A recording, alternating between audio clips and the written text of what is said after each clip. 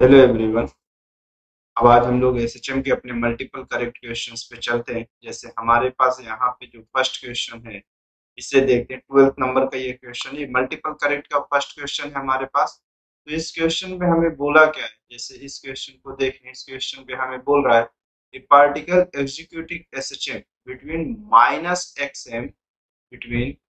minus xm and plus xm. As shown in figure, the velocity vt of the particle is partially graphed and shown in figure. ठीक है, पहली conditions पे हमारे पास velocity कैसा है, velocity of particle is partially graphed as shown in figure second, यहाँ पर इस तरह से है।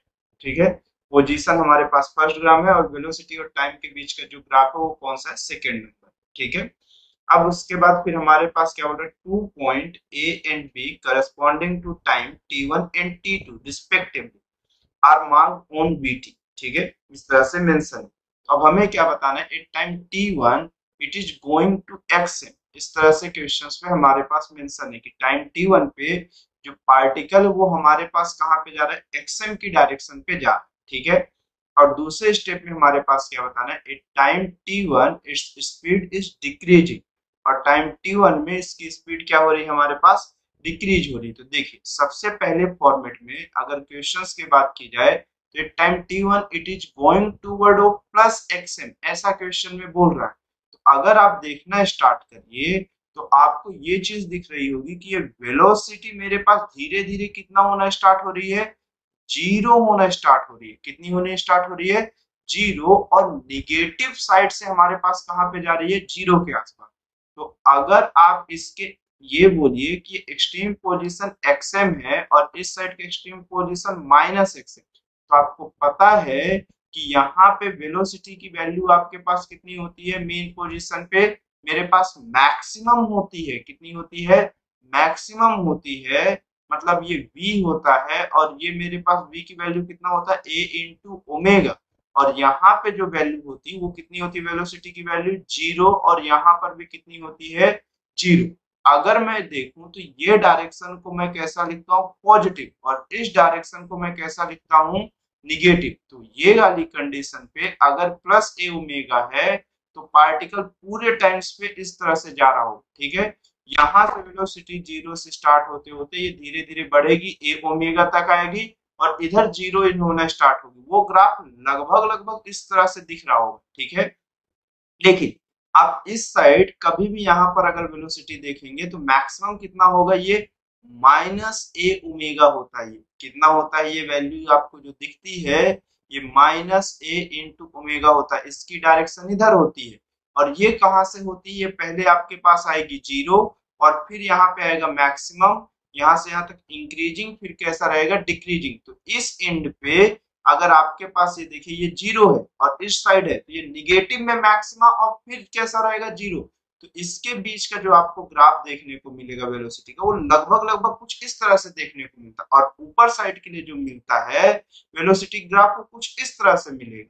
तो इस क्वेश्चन के इस डायग्राम पे अगर आप देखना स्टार्ट करिए तो आपको ये दिखेगा कि पार्टिकल T1 पे जो पॉइंट ऑफ ए पे है, ये कहाँ पे जा रहा है, जीरो पे जा रहा है। मतलब या तो इस साइड जा रहा होगा या तो इस साइड जा रहा होगा, लेकिन ये कौन सा है, मेरे पास जीरो पे जा रहा है। मतलब वेलोसिटी जीरो हो रही है, तो या तो ये पोजीशन हो सकती है या तो ये पोजीशन, बट वेलोसिटी कितनी हो रही है, मेरे पास निगेटिव में जीरो हो रही है। उसके बाद बढ़ना स्टार्ट होगी तो पार्टिकल की डायरेक्शन लेफ्ट टू कैसी होगी, राइट, मतलब निगेटिव एक्सट्रीम पे जा रहा होगा। फिर यहाँ पर जीरो होगा, फिर यहाँ से जैसे ही रिटर्न होना होगा तो ये पॉजिटिव होना स्टार्ट होगा, वेलोसिटी मीन पोजीशन पे आएगा तो मैक्सिमम होगा यहाँ पे। इस पॉइंट पे ये यहाँ पर होगा मीन पोजीशन, और जैसे ही यहाँ पे पहुंचेगा और निगेटिव होने की कंडीशन होगी तब वो मेरे पास पॉजिटिव एक्सट्रीम होगा। तो ये ए मेरे पास पॉजिटिव एक्सट्रीम में नहीं है, ए के टाइम पे वो कहाँ पे है मेरे पास, आप देखिए ये वेलोसिटी निगेटिव है बट जा कहाँ पे रहा है, जीरो पे। तो मतलब मेरे पास एक्सट्रीम पोजीशन पे जा रहा है, तो निगेटिव वेलोसिटी और एक्सट्रीम पोजीशन पे जाते हुए आपको ये डायरेक्शंस मिलती है। ठीक है, तो ऑप्शन नंबर ए नहीं होगा। बी कैसा, it time t1 its speed is decreasing. ये हमें दिखा ही रहा है कि हमारे पास वैल्यू, आप वेलोसिटी की देखिए तो ये कुछ वैल्यू निगेटिव से कहां पे पहुंच रहा है, जीरो पे। तो इसकी स्पीड मैग्नीट्यूड मैग्नीट्यूड, वेलोसिटी का मैग्नीट्यूड ही आपके पास स्पीड है। तो ये आप देखिए, तो इसकी स्पीड की बात कर रहे, तो स्पीड मेरे पास यहाँ पे कुछ है पॉजिटिव, अगर आप कर लीजिए इसको, तो ये है आपके पास कुछ। अगले स्टेप में कितना होना स्टार्ट हो रहा है, 0। तो ऑप्शन नंबर आपके पास बी कैसा है, करेक्ट है। ऑप्शन सी में आप जाइए, at time t2 its position lie in between -xm and o। तो क्वेश्चन में क्या बोल रहा है कि टाइम t2 में ये पोजीशन जो लाई करेगा -xm एंड o पे। तो जस्ट अभी आपको बताया गया है कि मेरे पास देखिए कहां पर टाइम t2 पे, जब आप इस t2 टाइम पे पहुंच रहे हो, तो आप देखो आपकी वेलोसिटी 0 हो गई है और मैक्सिमम नहीं हुई है। लेकिन कहां पर आपके पास इस वाली कंडीशंस पे मैक्सिमम वेलोसिटी तो आपको ये मिलेगी, 0 वेलोसिटी या तो यहाँ मिल रही होगी या तो यहाँ। ये वेलोसिटी 0 से कहां पे अभी मैक्सिमम नहीं हुई है, और मेरे पास मतलब इंक्रीजिंग फॉर्मेट में है और निगेटिव साइड से आ रही, तो निगेटिव पहले इधर गई होगी, 0 हुआ होगा, और यहां से अब रिटर्न होते हुए मैक्सिमम पोजीशन के लिए जाने की कोशिश कर रही होगी, मतलब ये इस डायरेक्शन पे होगा। तो ये मेरे पास निगेटिव एक्सट्रीम पोजीशन, और ये कौन सा पोजीशन है, मीन। तो मेरे पास एक्सएम और ओ के बीच में यही कहीं पर ये लाई कर रहा हो, तो ऑप्शन नंबर सी भी करेक्ट है। और डी ऑप्शन क्या बोल रहा है, the phase difference between A and B must be expect sorry expressed as greater than 90 and sorry phi is less greater than of 90 but less than of कितना है, 180। ऐसा क्वेश्चन में मेंशन है, ठीक है। तो अगर आपको देखना है कि ये वेलोसिटी की वैल्यू आपके पास कितनी होगी, तो आपके देखिए फेज डिफरेंस बोला है, कैसा बोला है, फेज डिफरेंस की बात कर रहा है, मतलब दोनों के बीच का डिफरेंस कहाँ पे, पॉइंट ए और पॉइंट बी के लिए बोल रहा है। तो देखिए अगर आपको यहाँ पर से मैं दिखाना स्टार्ट करूं, तो आप ये चीज समझ सकते हो।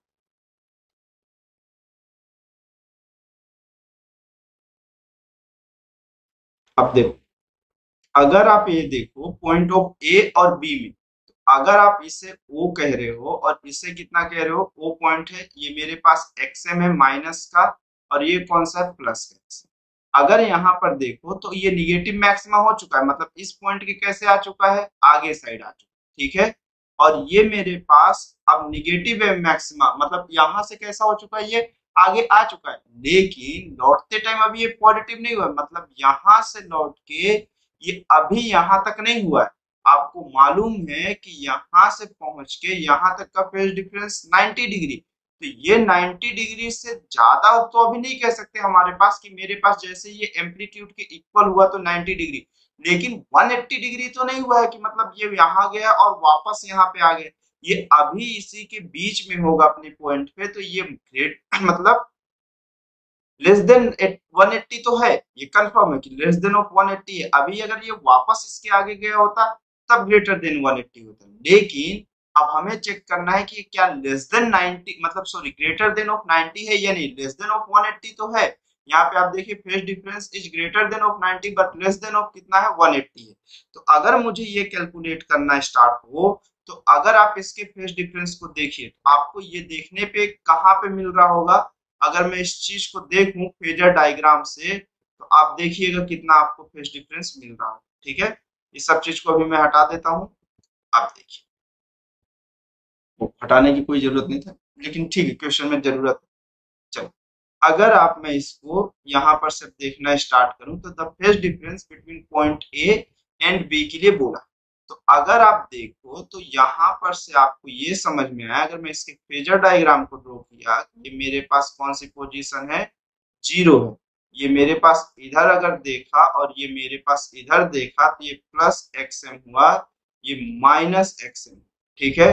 अब मेरे पास अगर यहाँ से मैं देखना स्टार्ट किया, तो अगले स्टेप में आप यहाँ से देखो ये माइनस एक्सएम हुआ, और ये मेरे पास कौन सा हुआ, प्लस एक्सएम हुआ, और ये पॉइंट ऑफ कौन सा हुआ, मीन पोजीशन। क्वेश्चंस के हिसाब से अगर मैं यहाँ पे देखूं, तो वेलोसिटी मेरे पास कैसी है, मैक्सिमम को अपने क्रॉस कर चुकी है, निगेटिव मैक्सिमम को, बट मीन पोजीशन पे नहीं पहुंची, मतलब इधर कहीं होगी। तो मेरे पास अभी कहाँ पे मीन पोजीशन को जाते हुए अपने जो पोजीशन हो रहा होगा, वो लगभग लगभग इसी क्वाड्रेंट में आ रहा होगा या नहीं आ रहा होगा, ठीक है। अगर इस क्वाड्रेंट में आ रहा है, ठीक है, तो देखते हैं, अगर इस क्वाड्रेंट में अगर ऐसे आ रहा है, ठीक है, ये लगभग लगभग कहीं यहाँ पे आसपास आने की कोशिश कर, ठीक है। दूसरे स्टेप में अब ये जब लौट के जा रहा है t1 टाइम से, ये कहाँ पे मेरे पास पहुंचा, यहाँ पे। इसका जो फेज डिफरेंस है, अगर मैं इसे लिखूं तो ये मेरे पास कितना हुआ, 180 प्लस ये ग्रेटर देन ऑफ, पूरा एक रोटेशन हो गया ये t1 के लिए, तो 180 प्लस कितना आप लिखोगे, थीटा। लेकिन अगर मैं दूसरे के लिए बात करूं तो ये मेरे पास अब कैसा हो गया है, पॉजिटिव हो गया, मतलब इस साइड चल रहा है। अभी भी एम्पलीट्यूड कहाँ पे, अपने कैसा निगेटिव एक्सट्रीम से मीन पोजीशन के डायरेक्शन में जा रहा होगा, मतलब इधर कहीं पर हो रहा होगा, ठीक है। तो अगर इस चीज की बात करें तो आपको दो चीज देखना पड़ेगा, ठीक है।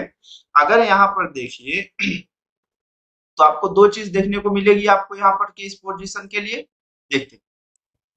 तो ये जो हमारे पास होगा ये कितने एंगल पे बना रहा होगा, यहाँ से 180 प्लस थीटा, और ये कितना हमारे पास ड्रॉ कर रहा होगा, अगर फॉर एग्जांपल कहा जाए तो 270 प्लस थीटा, ठीक है। अगर मैं ये दोनों को सब्सट्रेट करूं तो ये 90 प्लस कितना हो रहा होगा हमारे पास, थीटा 2 माइनस थीटा 1। तो अब अगर आप देखो तो ये हमारे पास कंफर्मेशन तो है कि ये ग्रेटर देन ऑफ मेरे पास 180 नहीं है, लेकिन अगर मैं कहूं तो ये थीटा 2 माइनस थीटा 1 हमारे पास हो सकता है कि एक ऐसा हो, निगेटिव हो। और ये भी कोई कंफर्मेशन हम ये नहीं कह सकते हैं कि ये वैल्यूएशंस हमारे पास हमेशा इनके बीच का एंगल जो है वो 90 डिग्री के इक्वल हो। तो एक तो हमारे पास ये पोजीशंस नहीं गिवन है कि ये दोनों का हमारे पास पोजीशंस कैसा है, हो सकता है इधर से भी 60 डिग्री और इधर से भी ये 60 डिग्री हो रहा हो, तो बीच का जो डिफरेंस है वो 30 कितना हो पा रहा हो, 60 डिग्री ही हो पा रहा हो। ऐसी भी तो कंफर्मेशन हो सकती है। तो इस पे जो कहे हुई बात है वो हमारे पास कंफर्मेशन नहीं, तो ऑप्शन नंबर डी हमारे पास करेक्ट नहीं होगा। तो ऑप्शन नंबर डी अगर करेक्ट नहीं तो ऑप्शन नंबर बी और सी बस इसके करेक्ट है। चलते हैं फिर नेक्स्ट क्वेश्चन पे, ठीक। नेक्स्ट क्वेश्चन हमारे पास क्या बोल रहा है, which of the following statement is are true for a simple harmonic oscillator, ठीक है। कौन सी स्टेटमेंट हमारे पास सिंपल हार्मोनिक ऑसिलेटर के लिए सही है, force acting is directly proportional to displacement from the mean position and opposite to it. वो एकदम सही बोल रहा है क्वेश्चंस पे, ऑप्शन नंबर ए सही। आप कैसे देखोगे, देख अगर मैं ये कहा कि x इज इक्वल टू 0 तो आपको हमेशा एक्सेलरेशन डिस्प्लेसमेंट के अपोजिट डायरेक्शन पे दिखेगा। अगर इधर जाओगे आप, डिस्प्लेसमेंट चाहे इस साइड हो रहा हो तब भी आपके पास एक्सेलरेशन इधर ही होगा, हमेशा towards of mean position. Force acting is directly proportional to displacement, एकदम आप कहते हो माइनस के इंटू एक्स फोर्स कहते हो इस पे, ठीक। तो ये डायरेक्टली प्रोपोर्शनल तो है डिस्प्लेसमेंट के, but from the mean position and opposite to it. अगर देखो आप इस साइड जा रहे हो तो मेरे पास ये इस साइड आता है, ये निगेटिव सिंबल यही बताता है कि जो फोर्स की डायरेक्शन होगी वो हमेशा डिस्प्लेसमेंट के डायरेक्शन के कैसी होगी, अपोजिट होगी। तो ऑप्शन नंबर ए करेक्ट है, ठीक। मोशन इज पीरियोडिक, एकदम सही है कि सिंपल हार्मोनिक मोशन का जो मोशन है, मतलब सिंपल हार्मोनिक मोशन में जो हमारे पास मोशन दिखता है वो हमेशा पीरियोडिकली होता है, मतलब एक फिक्स टाइम पे बार बार रिपीट करता है। तो ऑप्शन नंबर बी भी कैसा हमारे पास करेक्ट है। Acceleration of the oscillatory is constant, acceleration हमें कभी भी कांस्टेंट नहीं दिखेगा, क्योंकि आपको मालूम है कि मेन पोजीशन पे एक्सेलरेशन की वैल्यू 0 और एक्सट्रीम पोजीशन पे मैक्सिमम मतलब minus omega square into x होता है। तो ये तो नहीं। द वेलोसिटी इज पीरियोडिक, एकदम कंफर्म, वेलोसिटी भी चेंज होती रहती है टाइम के हर रिस्पेक्ट में, क्योंकि आपको ये मालूम है कि वेलोसिटी यहाँ मैक्सिमम, यहाँ वेलोसिटी कितना 0। और एक्सेलरेशन अगर नॉन यूनिफॉर्म है, मेरे पास हर टाइम पे वेरी कर रहा है, तो वेलोसिटी भी कैसा कर रहा होगा, मोशन कर रहा होगा, और फिक्स टाइम के बाद बार बार वहीं पहुंचता है। तो ऑप्शन नंबर डी भी करेक्ट है, ठीक है। चलिए फिर नेक्स्ट क्वेश्चन पे हम लोग चलते हैं इसके बाद। तो इसका ऑप्शन जो हमारे पास करेक्ट था वो कौन सा ऑप्शन था, ए बी और डी, ठीक है। चलिए फिर नेक्स्ट क्वेश्चन पे हम लोग चलते हैं। नेक्स्ट क्वेश्चन पे क्या है, the displacement time graph of a particle execute SHM is shown in figure, ठीक है। Displacement time graph of particle execute SHM is shown in figure, which of the following statement is are true. हमारे पास कैसा है, displacement time graph है particle का, जो क्या कर रहा है, एग्जीक्यूट कर रहा है एसएचएम शोन इन फिगर, हमारे पास फिगर में शो किया। which of following statement is are true? The displacement time graph execute SHM as shown figure. Which of the following statement are true? ठीक है, क्या बोल रहा है? The force is zero as T is equal to 3t by of force. आपको हमेशा मालूम है कि जब पार्टिकल अपनी मीन पोजीशन पहुंचेगा तो उसका एक्सेलरेशन जीरो होगा। अगर एक्सेलरेशन जीरो है तो फोर्स भी जीरो होगा। तो ऑप्शन नंबर ए करेक्ट है। 3t बाय ऑफ 4 पे आप देखिए ये पार्टिकल अपना डिस्प्लेसमेंट कितना दिखा रहा है? Zero. The acceleration is maximum 8 कितना है? 40 बाय ऑफ 4। अगर आप देखिए तो ये t की वैल्यू किसके इक्वल हो गया? टाइम 4 के इक्वल हो गया। अब आपके पास देखिए यहाँ पे मैक्सिमम डिस्प्लेसमेंट है, तो मैक्सिमम डिस्प्लेसमेंट में जब आप पहुंचते हैं, चाहे पॉजिटिव साइड या चाहे निगेटिव साइड आप पहुंच रहे हो, हमेशा एक्सेलरेशन आपके पास मैक्सिमम देखने को मिलेगा माइनस ओमेगा स्क्वायर बाई, और इस साइड कितना देखने को मिलता है? Plus omega square into Y. ये निगेटिव एम्पलीट्यूड होता है तो आप यहाँ पे वैल्यू पुट करते हो तो ये मेरे पास कितना हो गया? Negative value. निगेटिव के कारण ये कैसा हो जाता है? प्लस हो जाता है। यहाँ पे अगर आप पुट करो वाई की जगह पे माइनस है, कि हमारे पास जो एक्सेलरेशन देखने को मिलेगा वो माइनस ओमेगा स्क्वायर इंटू कितना हो जाएगा? ए हो जाएगा। ठीक है, चलो फिर उसके बाद नेक्स्ट क्वेश्चन पे हम लोग इसी में इसी का अगला देखें तो ये हमारे पास यहाँ पर कितना होगा? माइनस ओमेगा स्क्वायर इंटू कितना हो जाएगा? ए। तो ऑप्शन नंबर बी भी हमारे पास कैसा?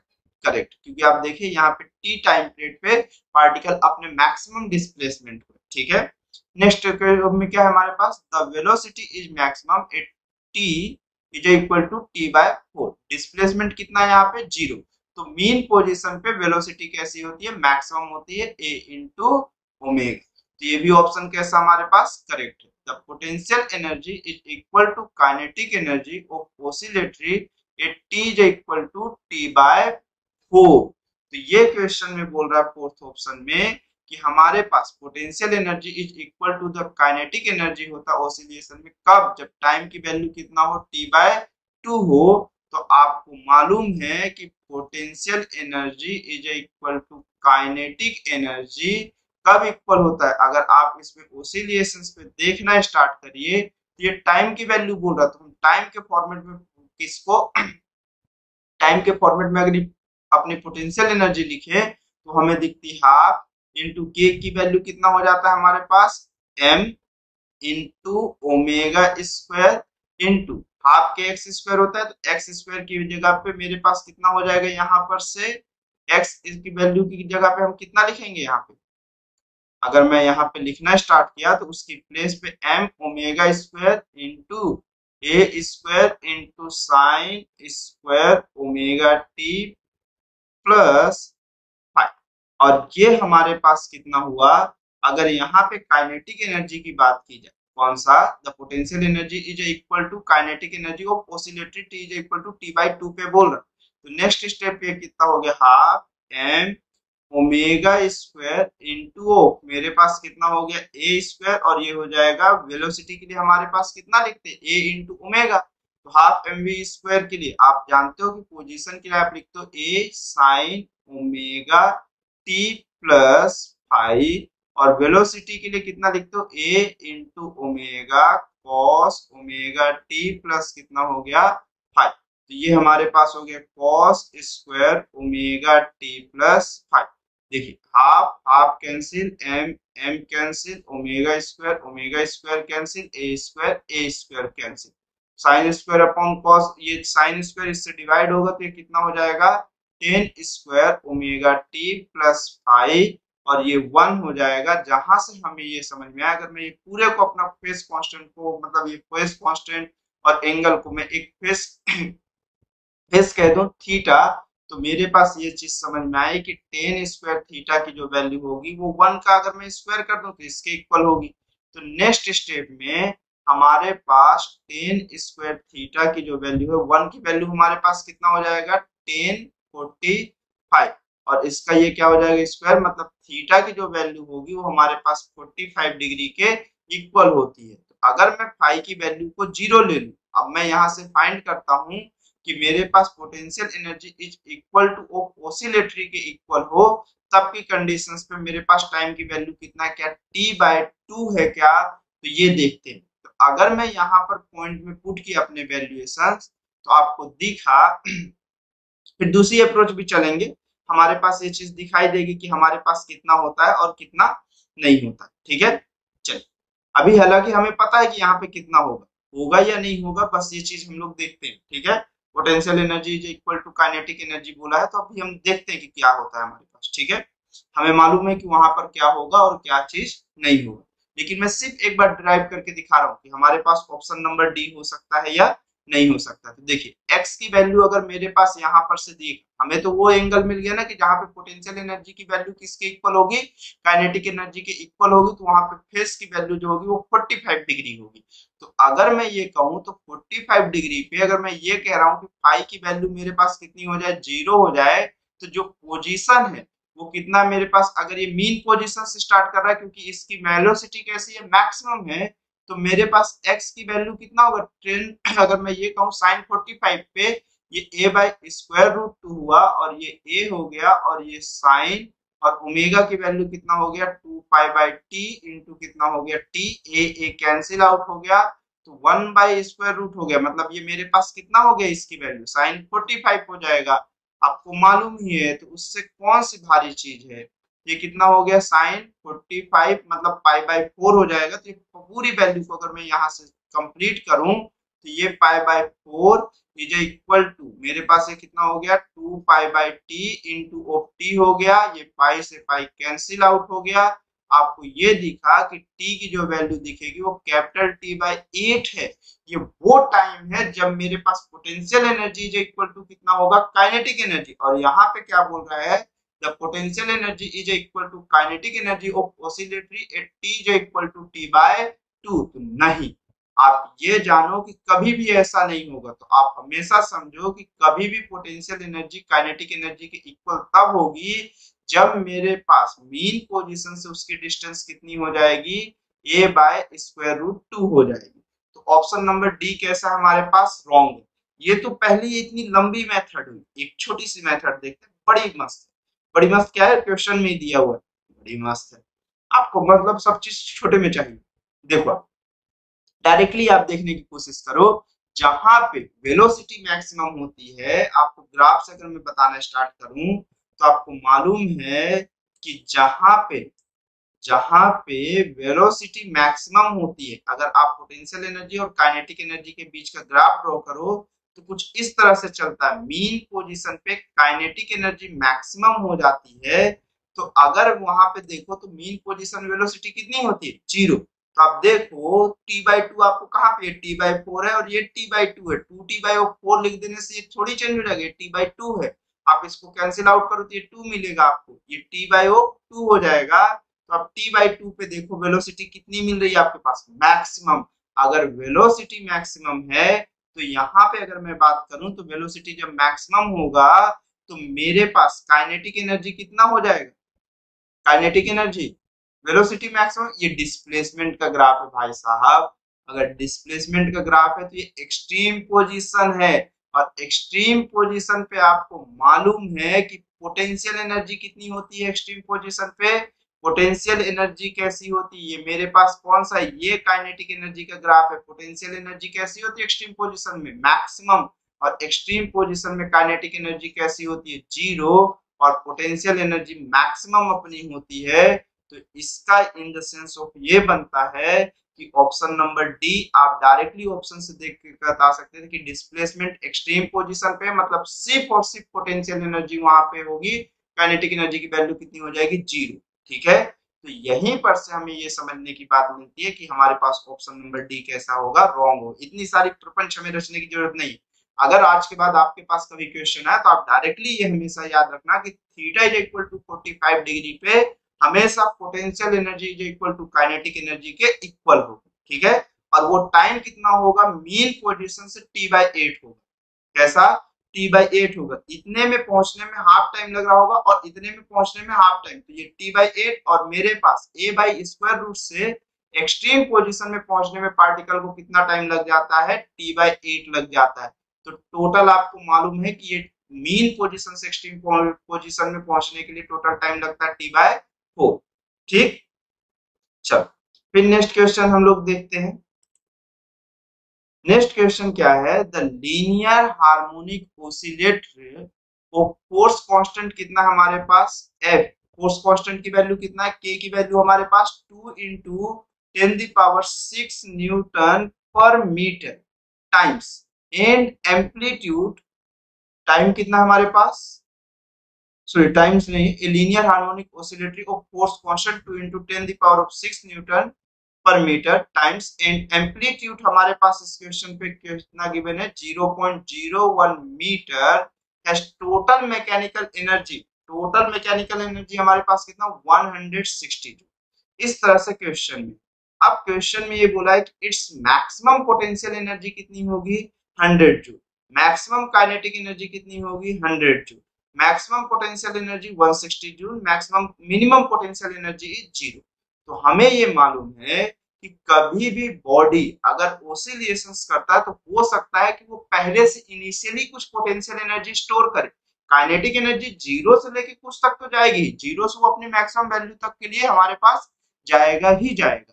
तो देखिए इस क्वेश्चन में आपको के की वैल्यू मालूम है और एम्पलीट्यूड की वैल्यू मालूम है, तो काइनेटिक एनर्जी का जो मैक्सिमम पोर्शन होगा वो पोटेंशियल एनर्जी का भी मैक्सिमम पोर्शन होगा। ठीक, तो अगर ये चीज आप देखिए तो पोटेंशियल एनर्जी या काइनेटिक एनर्जी के मैक्सिमम पोर्शन के लिए आप निकालिए तो आपको दिखेगा कि ये कितना है हाफ एम वी स्क्वायर। अब आप इससे तो नहीं फाइंड कर सकते, लेकिन बट क्योंकि आपको यहाँ पे कहीं पर भी क्वेश्चंस पे कहीं पर भी क्वेश्चन में आप देखिए तो आपको किसकी वैल्यू नहीं गिवन है, मास की वैल्यू तो गिवन ही नहीं है, आपको सिर्फ कितना गिवन है, आपको यहाँ पे गिवन है के और ए।